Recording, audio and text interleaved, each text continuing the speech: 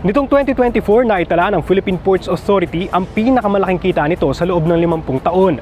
Sa balitang pantala ni Jen Manalo, target pa ng ahensya na higitan ang record na ito ngayong 2025. Muling nahigitan ng Philippine Ports Authority ang target nitong annual revenue noong 2024 na pumalo sa higit 27.30 billion pesos.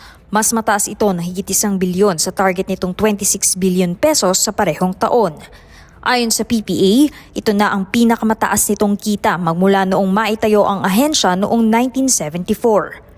Sinabi ng pamunuan ng PPA na isa sa mga nakapagpataas ng kita nitong 2024 ay ang maayos na pagpapatupad ng mga pulisiya at ang implementasyon ng Port Terminal Management Regulatory Framework o PTMRF na naglalatag ng mga regulasyon sa pagsasapribado sa operasyon ng ilang mga pantalang nasa ilalim ng ahensya.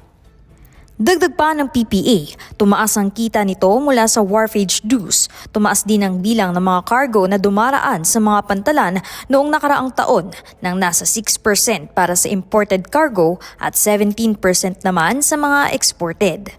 Ani ni GM Santiago, malaki ang naitulong ng mga hakbang ng administrasyon ni Pangulong Ferdinand Bongbong Marcos Jr.